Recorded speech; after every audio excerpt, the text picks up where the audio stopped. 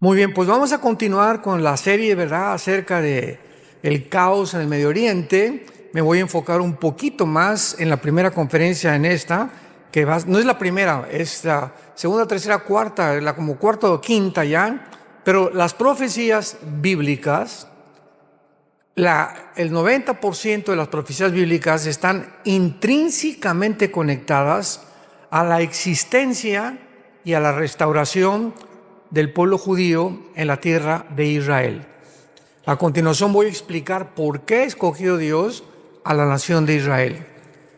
La nación de Israel se menciona 2200 veces en la Biblia, 2200 veces en el Antiguo Testamento y más de 70 veces en el Nuevo Testamento. Jerusalén se menciona 800 veces en la Biblia. Y este gran enfoque sobre Israel y sobre Jerusalén nos revela el inmenso significado profético que tienen a los ojos de Dios. Porque recorremos toda la Biblia, los 66 libros de la Biblia, y encontramos el enfoque en Israel y Jerusalén. Israel y Jerusalén. Ahí comienza Dios a levantar la primera nación y termina Dios con Jerusalén e Israel en la Tercera Guerra Mundial. El renacimiento de Israel en 1948 y la recapturación de Jerusalén en la Guerra de los 6 días de 1967 ha puesto el reloj profético de Dios en marcha. En otras palabras, durante casi 2000 años, pues Israel fue exiliada a todas las naciones del mundo. Y comenzó a nacer esta teología que hablamos ayer del reemplazo, donde ya Dios se ocupó, ya no quiere nada con Israel, los judíos mataron a Cristo, ellos son los culpables de la muerte de Cristo, la iglesia ha sustituido y ha tomado el lugar de Israel. Y ahí vamos caminando todos y de repente en 1948, otra vez Dios manda un enfoque, una luz del cielo y vemos el milagro más grande de la historia, el regreso del pueblo judío a su tierra. ¿Quién se lo iba a imaginar? De casi 2000 años de exiliados. Y el 14 de mayo de 1948, todos los ojos otra vez sobre la nación de Israel. En un día, nunca esto ha pasado en la historia, en un día se forma una nación libre, soberana e independiente. 14 de mayo 1948. Entonces se vuelve otra vez el enfoque de Israel, vienen las guerras de los árabes contra ellos, el 56, el 67, recapturan Jerusalén, tuvieron que entregar la otra mitad de Jerusalén porque las Naciones Unidas les obligaron, pero otra vez se vuelve a enfocar hacia Israel y vemos desde el 48 a nuestros días. Mucha gente me ha preguntado, ¿cuándo considera usted que las profecías bíblicas finales comenzaron a cumplirse? Y les contesto sin lugar a dudas, a partir de 1948. ¿Por qué? Porque si Israel, escuchen esto, si Hitler hubiera exterminado a los judíos, todas las profecías finales no se hubieran cumplido. Si Hitler hubiera exterminado a los judíos, ¿quién iba a perseguir al final de la tribulación a los judíos si no es el anticristo? Tenían que existir como nación. Si Israel no hubiera regresado en el 48, ¿cuál es la construcción del tercer templo? Porque está profetizado que van a construir el tercer templo. Es más, ya tienen casi todo listo en Israel para la reconstrucción del tercer templo.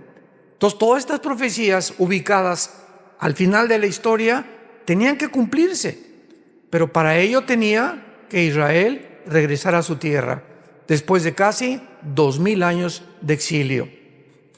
Entonces, esto es de una forma, como dicen en inglés, amazing, es una forma asombrosa.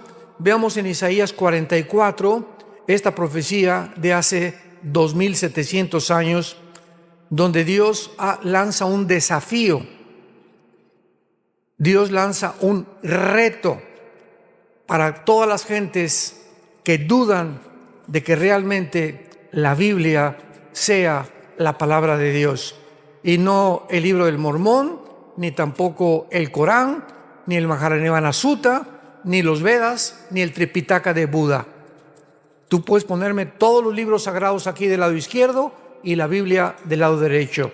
Ningún libro que se considera sagrado contiene las profecías, la cronología de la historia, las evidencias físicas, genéticas, paleontológicas, antropológicas, microbiológicas, químicas, matemáticas, etcétera, etcétera, que contiene la Biblia. Ninguno. Es un libro asombroso. Y cuando hay críticas sobre la Biblia, simplemente es por desinformación o ignorancia. Veamos lo que dice Dios, Isaías 44, versículo 7. Comienza preguntando el Espíritu de Dios: ¿y quién proclamará lo venidero? Lo declarará y lo pondrá en orden delante de mí, como hago yo desde que establecí ¿a quién? El pueblo antiguo, que es Israel. Anúncienles lo que viene y lo que está por venir. No teman ni se amedrenten. No te lo hice oír desde la antigüedad y te lo dije. Luego ustedes son mis testigos. No hay Dios sino yo, no hay fuerte, no conozco ninguno.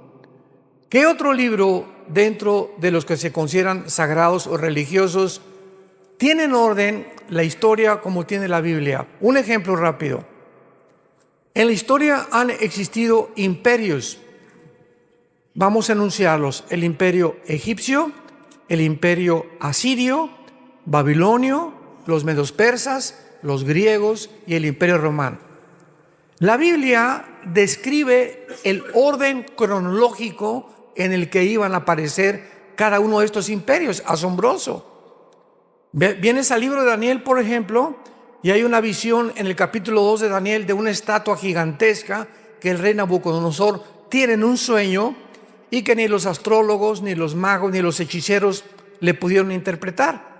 Entonces Daniel ora a Dios porque hubo un decreto de pena de muerte del rey Nabucodonosor, que el que no le interpretara pues era muerto inmediatamente. Entonces Daniel se pone a orar y Dios le revela a Daniel la interpretación de la estatua del sueño de Nabucodonosor, y le dice Daniel al rey Nabucodonosor: la cabeza de oro eres tú, el imperio babilónico. Escuchen con detenimiento. Después de ti vendrá otro imperio inferior, que de acuerdo a la historia fue los medos persas. Y el pecho y los brazos de plata son los medos persas. Después de ti, la cintura, que era de otro metal, el bronce, va a venir otro imperio que fue el imperio griego. Y las dos piernas de hierro será un cuarto imperio fuerte, que fue, de acuerdo a la historia, el imperio romano. Entonces, ahí describe Daniel hace 2600 años la secuencia de los imperios de la historia que ha corroborado que iban a sucederse uno tras otro, anunciado con cientos de años de anticipación. Y por eso dice Dios: ¿quién proclamará lo venidero y lo pondrá en orden? ¿Qué otro libro? Búscale. Yo les he dicho siempre en muchos seminarios, decimos en México: ¿quién es tu gallito, Giro? ¿Cuál es tu gallo? O sea, dime el libro que más amas, el libro de filosofía, de historia, de lo que tú me quieras mencionar, dímelo. O dime qué libro sagrado conoces tú y vamos a compararlo con la Biblia. Ninguno de los libros que se consideran sagrados, repito, contiene la historia, las profecías y todas las evidencias que son geográficas, históricas, que tiene la Biblia. Y además la Biblia es la razón por la cual es el libro más atacado y más controvertido que existe en el mundo. Y cuando los grupos de rock pesado, ¿verdad?, como Madonna, quieren atacar un libro, o como los He-Man, o como Iron Maiden, o como los Rolling Stones, ¿por qué nunca atacan el Corán? ¿Por qué nunca atacan el Tripitaka de Buda? ¿Por qué no atacan ningún libro? ¿Por qué es la Biblia el libro de más odio del mundo? ¿Por qué? ¿Por qué le arrancan las hojas y le comienzan a escupir sangre sobre la Biblia? ¿Por qué Jesucristo es el personaje y no Mahoma, y no Mahatma Gandhi, y no Buda, que acabó en McDonald's? ¿Por qué son el objeto del odio? Todo el odio está centrado. ¿Por qué aquí en Estados Unidos, por cualquier cosa, Jesus Christ? ¿Por qué no dicen Mahoma? Siempre es Jesucristo en la boca de todo el mundo, ¿verdad? ¿Y por qué siempre hablan de Dios o el Dios de la Biblia? Precisamente porque no es coincidencia. Son el objeto del odio y del ataque de Satanás. Y ya lo entendemos que no es coincidencia lo que está pasando. Ahora dice aquí en el capítulo 46 de Isaías, denle la vuelta nada más, versículo 9. Isaías 46. Acuérdense, dice Dios, acuérdense de las cosas pasadas desde los tiempos antiguos, porque yo soy Dios y no hay otro Dios y nada hay semejante a mí, que anuncio lo por venir desde el principio y desde la antigüedad, lo que aún no era hecho, y que digo, mi consejo permanecerá y haré todo lo que quiero, que llamo desde el oriente a la ve y de tierra lejana al varón de mi consejo. Yo hablé y lo haré venir, lo he pensado y también lo haré. Dice Dios, ¿hay algún libro que te diga o que te explique las tres preguntas más importantes de la filosofía y de la existencia del ser humano? Como número uno, ¿quién hizo el universo? ¿Cómo se originó el universo? Número dos, ¿quién soy? ¿Quiénes somos realmente? ¿Me podrá decir el psiquiatra, el psicólogo, el sociólogo, el antropólogo? ¿Quién soy? ¿De qué estoy formado? ¿Podrán conocer estos seres humanos igual que tú y que yo de qué estamos formados interiormente? ¿Podrán demostrar que hay algo que trasciende nuestra humanidad y nuestra vida física y terrenal? Y número tres, ¿hacia dónde se dirige la humanidad? ¿En qué va a terminar la humanidad? Número uno, nadie podrá jamás decir cómo comenzó el universo. ¿Por qué? Porque para que sea científico, tiene que ser repetitivo. Entonces, como nadie estuvo cuando fue creado el universo, simplemente hay teorías, hipótesis, especulaciones. Y se han inventado como la teoría del Big Bang. Pues comenzó con una explosión del universo. Señor ateo, come here, please. Acércate. ¿Y quién produjo la explosión? Porque la nada no produce nada. Y si seguimos una línea lógica elemental, después de que dice usted que hubo una explosión, ¿podrá la materia producir el pensamiento? ¿Podrá la materia producir la conciencia? La nada no produce nada. Y venimos a la Biblia. Y así comienza la Biblia. Bereshit Elohim ha-samayim ha-eretz. En el principio Dios hizo los cielos y la tierra en el hebreo. Son 7 palabras del versículo 1 del Génesis. Y el versículo del medio es el menorá. Increíble. Esto ni los rabinos que hicieron esto se pusieron de acuerdo para haber podido coordinar y entender que había una secuencia impresionante en las mismas letras hebreas describiendo a Yeshua o a Jesús escondido, o las verdades que hasta el Nuevo Testamento fueron reveladas cuando los rabinos no creen en el Nuevo Testamento. Impresionante. Entonces la Biblia nos muestra que fue hecho el universo de la nada. Hebreos 11, 1 y 2. De lo que no existe, Dios hizo lo que existe. Se llama ex nihilo. O sea, fue hecho de la nada. Dios hizo de la nada que aparezca la tierra, que aparezca la luz, etcétera, etcétera. Y esta es la razón por la cual ahora la ciencia comprueba que el universo tuvo un principio. Porque en tiempos de Galileo y en tiempos de todos los grandes astrónomos del pasado, la Iglesia Católica los frenó para que no siguieran investigando y demostraron, ¿verdad?, que la tierra, decía, no es que siempre ha sido la tierra eterna. Y la Biblia dice que hubo un principio. ¿Cuándo comprobaron que la Tierra tuvo un principio? Cuando descubrieron las leyes de la termodinámica. Las leyes de la termodinámica, damas y caballeros, santos de Dios, Son las dos leyes físicas que rigen todas las demás leyes del universo. La primera ley explica claramente que nada se crea ni se destruye. Y la segunda ley de la termodinámica establece físicamente que todo tiene un proceso de descomposición, de deterioro, que todo se echa a perder. Esto se tiene que echar a perder, mi coche se tiene que echar a perder, yo estoy muriendo celularmente, todo absolutamente. El sol pierde millones de toneladas de masa por minuto.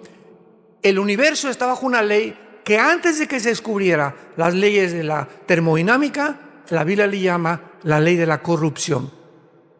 Todo tiende a echarse a perder, todo tiende a corromperse, tal como la Biblia lo estableció miles de años antes que ni siquiera se descubriera la física.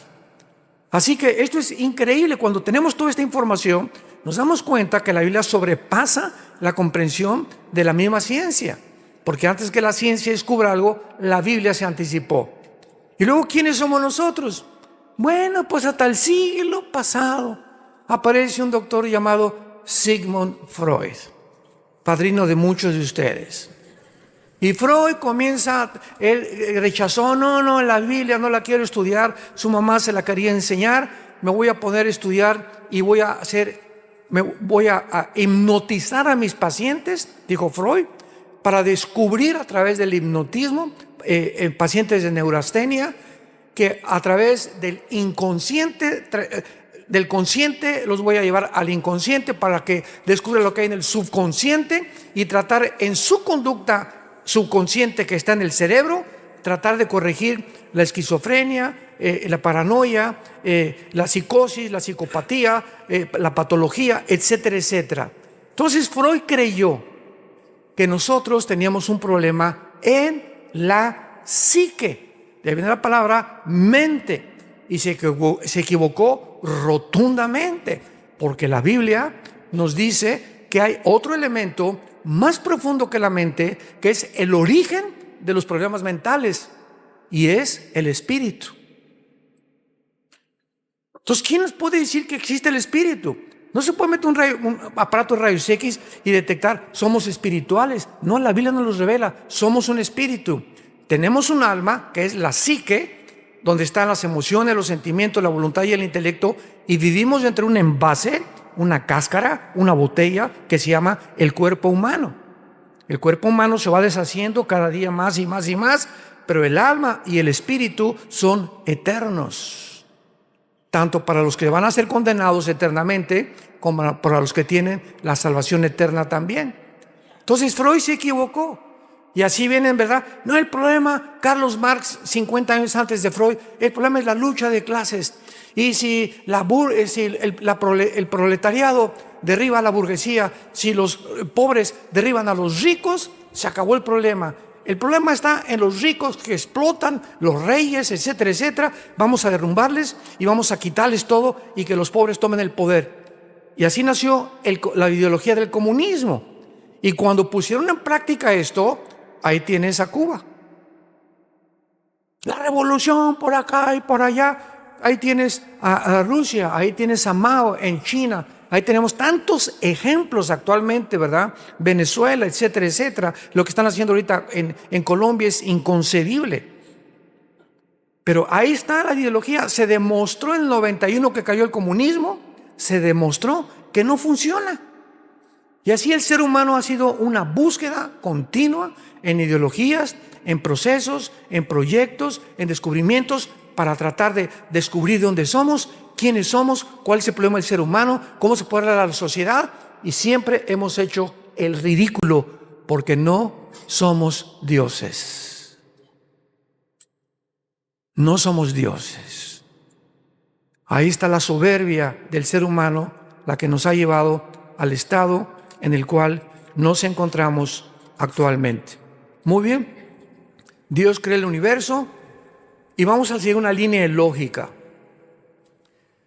Si Dios crea un planeta que se llama el planeta Tierra, Dios pone alrededor del planeta Tierra lo que se llama la atmósfera, que es casi el 90% de nitrógeno mezclado con oxígeno y otros gases. Entonces, ahorita yo camino por todos lados, voy a China, voy a Alaska, donde quiera, y hago esto. ¿Qué es lo que estoy respirando? Estoy respirando un gas, estoy respirando algo que exactamente es lo que necesitan mis pulmones para poder vivir. El oxígeno es lo que le da la vida a mi cerebro y a mis neuronas. Me voy a la luna, me muero. Me voy a Marte, me muero. Y están pensando en tener luna de miel en la luna. O como dijo Elon Musk, ¿verdad? Vamos a salir en un cohete, nos vamos a Marte y vamos a trasladar de la Tierra a Marte. Preparémonos porque en 10 años vamos a irnos a Marte a vivir. Son marihuanadas. ¿Cómo se atreven estas personas que supuestamente en el siglo XXI son calificadas como personas inteligentes, Elon Musk y Noah Harari y Khrushchev y todos estos que están dentro de este ambiente de la tecnología? ¿Cómo se atreven a decir eso? Por más que, ¿cómo vamos a ver el oxígeno a Marte? ¿Cómo le voy a dar un beso a mi esposa? ¿Con una escafandra? Mejor me voy a Cancún, de luna de miel. Bueno, son tantas tonterías, pero siempre aspirando, ¿verdad? Y la Biblia declara claramente que Dios formó este planeta a comparación de todo el universo que existe, con las condiciones, los árboles. La manzana contiene características nutriológicas, vitamínicas que mi cuerpo necesita. El plátano, el potasio que mi cerebro necesita. Las uvas tienen el resveratrol que mi cuerpo y mi sangre necesita. Las mandarinas, los limones, las vitaminas que necesito, vitamina C. Todo a nuestro alrededor está relacionado con nuestra sobrevivencia. Damas y caballeros, señores ateos, ¿coincidencia? ¿Coincidencia? ¿Cómo es posible que nos atrevamos a creer que aparecimos por coincidencia? El mar, el agua que tenemos, las montañas, las puestas de sol, nos ha puesto Dios en un huerto, en un paraíso maravilloso. Y este paraíso lo hemos convertido en un basurero. Ya contaminamos el agua del mar, ya contaminamos la comida, ya contaminamos el aire, ya contaminamos el agua, hemos contaminado todo a nuestro alrededor, demostrando que el diagnóstico que Dios tiene en la Biblia es verdadero. El ser humano es autodestructivo. ¿Por qué fuma, don Pancho? Porque me gusta, pastor. Oye, ¿qué dice en la cajetilla? Este producto es nocivo para la salud. ¿Qué no le ha leído? Chichepo. ¿Y entonces por qué sigue fumando? Porque me gusta. O sea, su razón no funciona. Mi razón me dice, me estoy envenenando, pero mis gustos y mis pasiones dominan mi manera de pensar, demostrando que somos autodestructivos.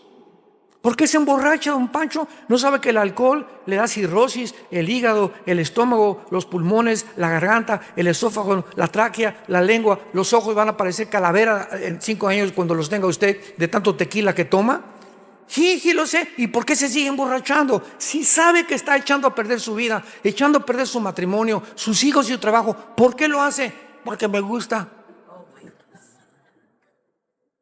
O sea, esto nos demuestra que el ser humano no es gobernado por la razón, sino por sus pasiones. Tal como lo dice Romanos 7, el mal que no quiero, eso hago. El bien que quiero hacer, no lo hago. Porque cuando quiero hacer lo bueno, cuando quiero dejar el cigarro, cuando quiero dejar el alcohol, cuando quiero dejar la pornografía, encuentro que hay un poder dentro de mí, sígame con cuidado, un poder dentro de mí maligno, que me lleva a hacer lo que yo no quiero. Yo no quiero fumar, pero me gusta. Yo no quiero la pornografía, pero me siento atado como un esclavo. Yo no me quiero emborrachar, pero me siento... Y entonces se inventan centros de rehabilitación, alcohólicos anónimos, etcétera, etcétera, para tratar de ayudar a la gente a salir de sus prisiones en las que nos encontramos. Y no hay ningún antídoto. Un psicólogo, un psiquiatra, ningún hospital psiquiátrico puede sanar a nadie la Biblia dice que hay solamente un antídoto, se llama la sangre de Jesucristo.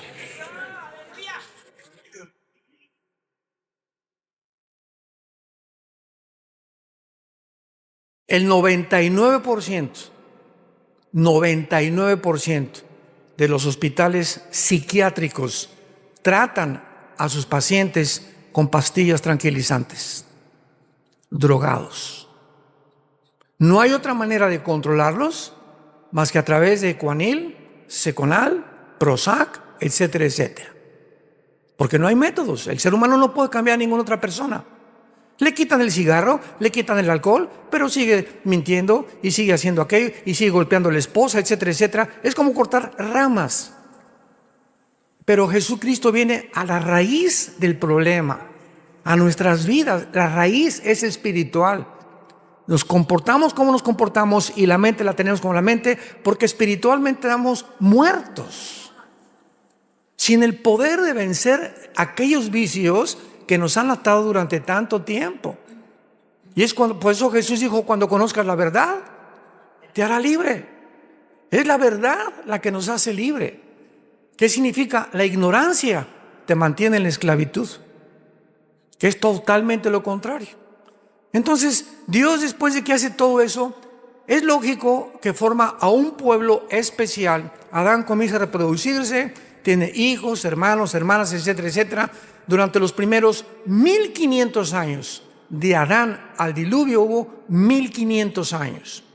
Entonces Noé lo levanta Dios, de sus 3 hijos se forman todas las más de 70 naciones del mundo bíblicamente, y después Dios comienza en el capítulo 12 a llamar a un hombre llamado Abraham. Sin la H, era Abraham, no era Abraham todavía, padre de las naciones.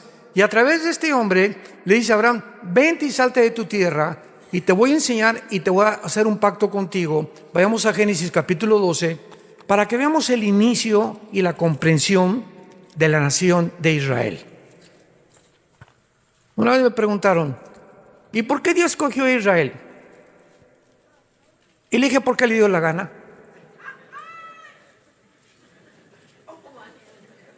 ¿Y por qué no España? Si hubieran sido España, ¿y por qué no los franceses?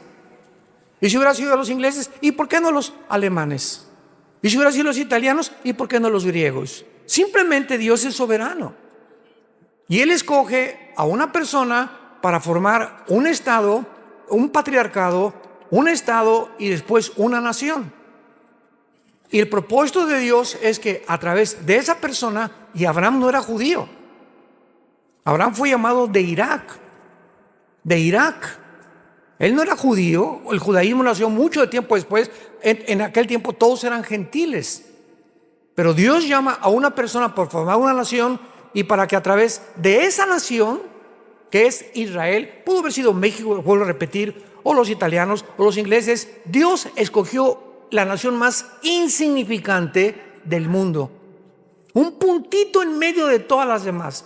Israel es del tamaño de Nueva Jersey, lo más grande que puedas imaginarte, rodeada de las más grandes naciones del mundo, como China, Rusia, mira nada más la extensión de territorio que tienen. Israel es un puntito que trae loco al mundo ahorita. Dios lo hace principalmente para que las demás naciones entendieran que de ese pueblo llamado Israel, Dios le entrega a ese pueblo las leyes espirituales, las leyes morales y las leyes higiénicas de lo que debemos comer y lo que no debemos de comer. Y para que ese pueblo las divulgara a todas las naciones y se convirtiera Israel en la luz de las naciones. Sabemos que finalmente fracasó, pero dice Génesis 2, Jehová había dicho a Abraham, vete de tu tierra y de tu parentela y de la casa de tu padre a la tierra que te mostraré, que es la tierra de Canaán, finalmente. Y haré de ti una, ¿qué cosa? O sea, ¿quién es el padre de árabes y de judíos? Abraham. Los árabes reconocen a Abraham como su padre. Vuelvo a repetir, porque los semitas son tanto árabes como judíos. El problema vino después.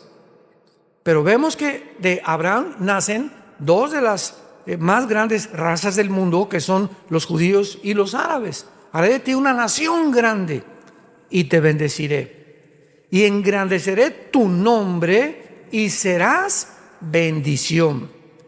Bendeciré a los que te bendijeren y a los que te maldijeren, maldeciré. Y serán benditas en ti todas las familias de la tierra.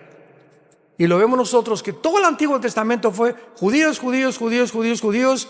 Viene entonces, rechazan al Mesías que Dios les envió, y Dios ahora se vuelve a los gentiles.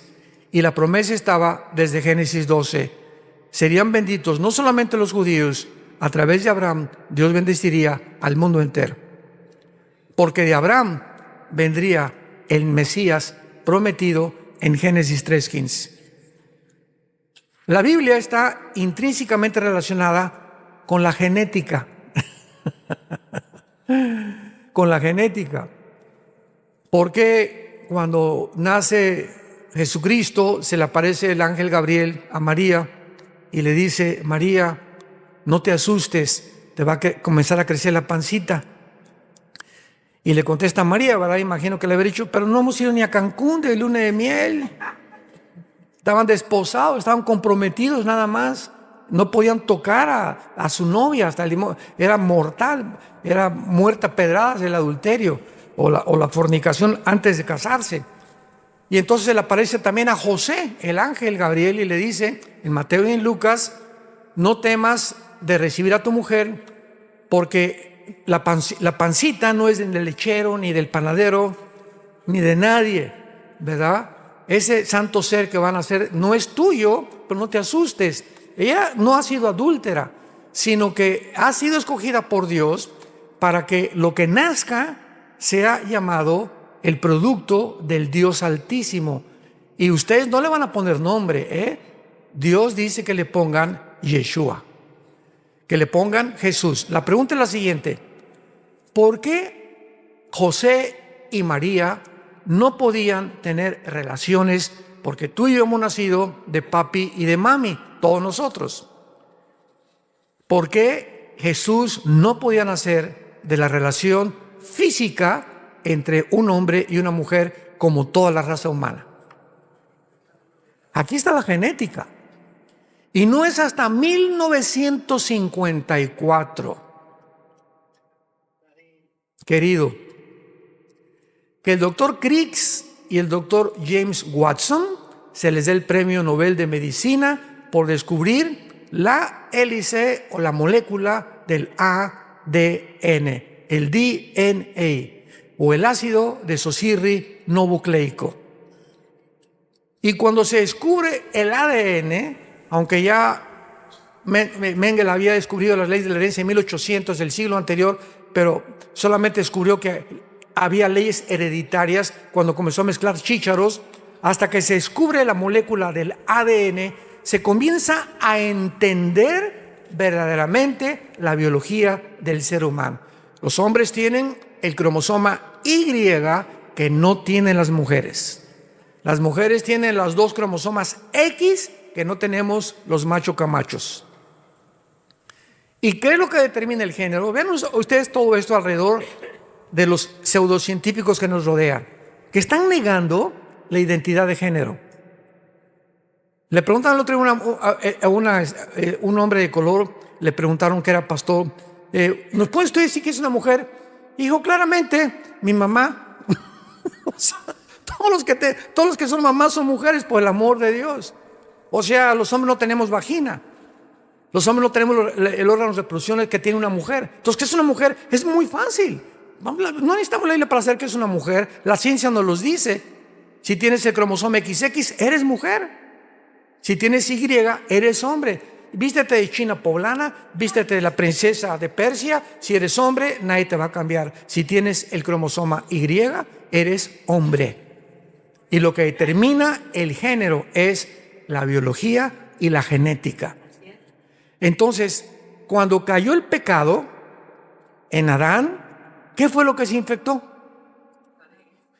Porque el hombre es el transmisor, la semilla la traemos nosotros. y las mujeres reciben, son la receptora de nuestra semilla o del esperma. Entonces, cuando el pecado entra al ser humano, lo primero que se infecta es la genética. Antes los leones no rugían y las plantas no tenían espinas, las rosas, los animales no tenían veneno, las culebras, las tarántulas, etcétera, etcétera. Toda la creación estaba completamente bajo el gobierno de Adán y Eva. En el momento que el ser humano peca, síganme con cuidado, el momento en que entra el pecado, inmediatamente la creación alrededor se infecta genéticamente. Cambia la genética de los leones, porque el chip que había puesto en los leones era que no rugieran, ni que mataran, ni se alimentaran de carne viva. Y ahora iban a tener que matar a una presa inferior para poder sobrevivir. Las rosas comenzaron a salir la espina, comenzaron las tormentas, porque toda la creación está relacionada con la moral del ser humano. Mientras más pecado hacemos, el mundo se vuelve nuestro enemigo. Como hemos visto actualmente, todo lo hemos infectado y ahora tsunamis y terremotos. ¿Y por qué Dios manda esto? Dios no manda esas cosas, es el resultado de nuestra maldad. Como dijo la hija de Billy Graham, Anita Graham, ¿verdad? El hombre ha pecado, ha ofendido a Dios y se voltea y lo reta y le dice: bájate del cielo, siéntate aquí, te vamos a juzgar, tú eres culpable de todo lo que pasa. Por la idiotez del pensamiento del ser humano de no entender que somos nosotros los causantes de todo lo que pasa. Entonces, ¿qué fue lo que se infectó en el ser humano, en el hombre? Se infectó nuestro cromosoma Y. Y entonces, desde Adán a nuestros días, todos nosotros tenemos hijos, le comunicamos el esperma, viene la fertilización, la mujer recibe los 23 cromosomas que tenemos nosotros, se junta con los 23 cromosomas, se junta un cigote 46 cromosomas, y en el momento de la fertilización es en el momento en que Dios manda su espíritu. Pero la infección genética viene del alma. ¿Lo sabían? Qué interesante, ¿verdad? ¿Por qué? Porque el pecado se transmite a través de la sangre. Levítico capítulo 11, la vida de la carne está en la sangre. Y la palabra vida en el hebreo es nepesh, que es el alma. El alma se encuentra en la sangre. Dios no crea a un niño recién nacido y le da el pecado. El niño trae por herencia genética el pecado. Romanos 5:12. Estoy respaldando lo que estoy diciendo. Dice Romanos 5:12 Pablo: así como el pecado entró al mundo por un hombre, escuchen, hace 2000 años que escribió Romanos. Así como el pecado pasó, ahí está hablando de una transmisión. El pecado pasó a todos los hombres y por eso tenemos que morir. Entonces, ¿cómo pasó? No se podía descubrir ese paso, esa transmisión, hasta que se descubrió la genética. 1954. El pecado se transmite genéticamente. Y hace poco, la semana pasada, mi esposa le enseñé un video que me mandaron, donde se acaba de descubrir, con tanta tecnología que hay ahorita, que en el momento de la fertilización, el óvulo, así lo filmaron con unas cámaras especiales, comienza por primera vez, esto es único en la ciencia moderna, comienza el óvulo a emitir una luz que nunca habían visto y comienza a ser así, mandando luz. Ahí traigo en mi DS, se los mando si quieren. Comienza el óvulo a hacer así, a mandar luz. Y la ciencia ahí se quedó, ¿no? Y le dije a mi esposa: mira lo que dice el Salmo 139, mi embrión vieron tus ojos. Porque ahorita los médicos, ¿cuándo comienza la vida? Al mes, a los 2 meses, a los 4 meses. ¿Sabes qué? Nadie puede saber cuándo comienza la vida más que Dios. Y bíblicamente, en el momento de la fertilización, somos seres humanos. En el momento de la fertilización, ahí se encuentra todos los componentes genéticos y todo el ADN que va a decir, tus orejas van a ser de papalote y vas a tener la boca trompudo y vas a tener el pelo así, de esta estatura, tu color de piel, todo está potencialmente, genéticamente, ya tú vas a ser hígado, tú vas a ser corazón, tú vas a ser páncreas, tú vas a ser riñones, todo está programado desde que los 23 cromosomas de mi papá y los de mi mamá se juntaron y formaron. Y el momento de la fertilización, Dios hace esto. Y comienza a brillar, porque el espíritu viene de Dios.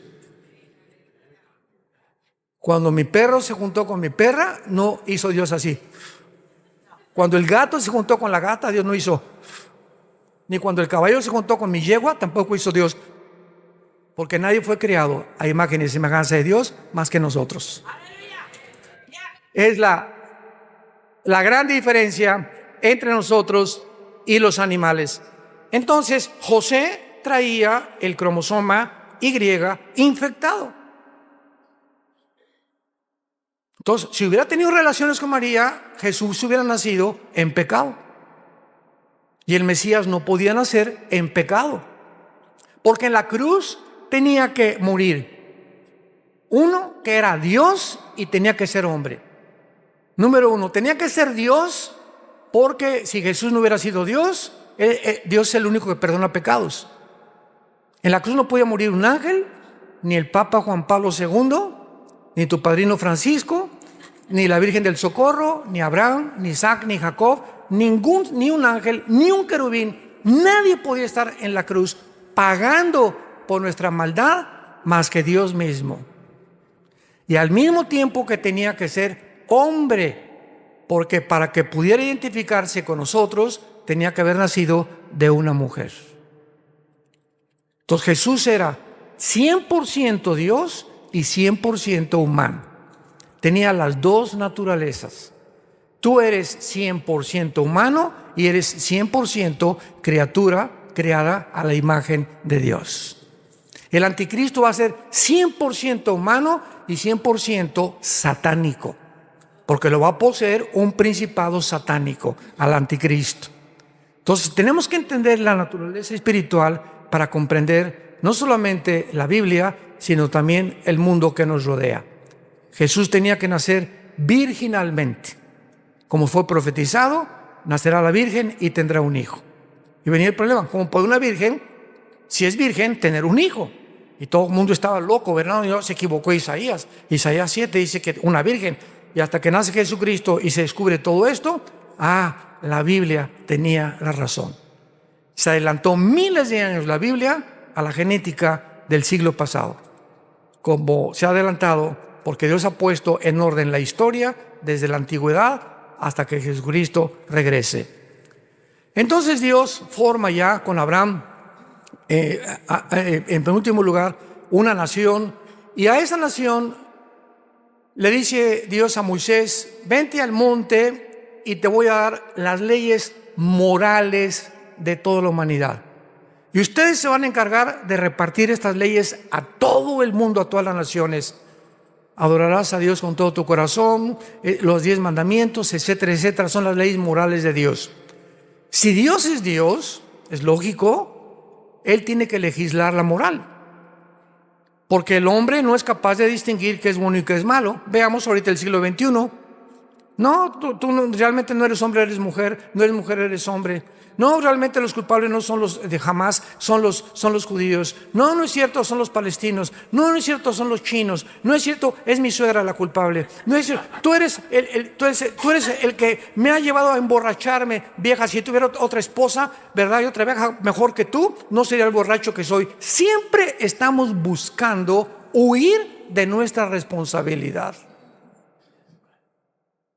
Cuando un ser humano alcanza y llega a la responsabilidad, comienzas a madurar. La razón por la cual las cárceles están llenas de delincuentes es porque todos dicen: el mundo está contra mí. Esta es la característica de la delincuencia juvenil. todos se sienten víctimas de la sociedad. Soy así porque mi papá era marihuano. Soy así porque mi mamá era prostituta. Soy así porque me violaron a los 8 años. Soy así. ¿Sabes una cosa? Tú no puedes seguir viviendo de esta manera. Si tú mantienes ese rencor y esa amargura en tu alma, creyendo que hay una fuente fuera de ti que ha hecho lo que tú eres, te olvidas que la gracia de Dios es más grande. Y que para eso vino Jesucristo. Vengan a mí los que están cargados de culpa, de vergüenza, con conciencias que te atormentan, y aquí y allá, y yo te haré descansar.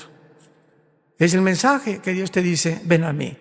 A eso vine al mundo, a poder limpiar tu conciencia de todo lo que en tu pasado el mundo tal vez lo hicieron, pero yo puedo quitarte esto y hacerte una nueva criatura. Porque el que está en Cristo, nueva criatura es.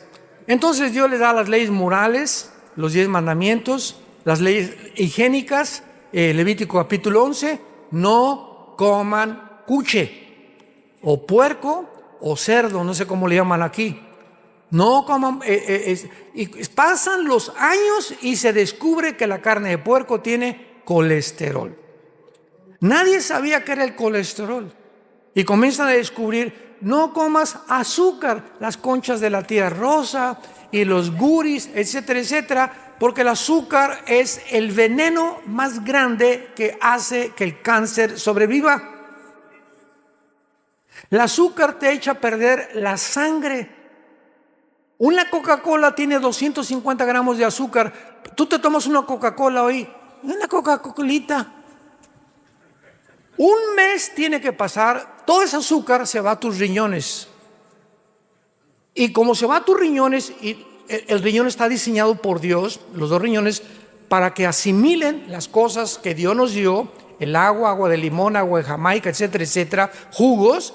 Entonces los riñones se intoxican, porque no pueden trabajar con ese azúcar en tus riñones. Y entonces te comienzas a sentir cansado. Ay, hermano, leo la Biblia y me duermo. Me duermo en los domingos, me siento cansado, no tengo ganas de nada. ¿De dónde viene la falta de energía? Estás azucarado.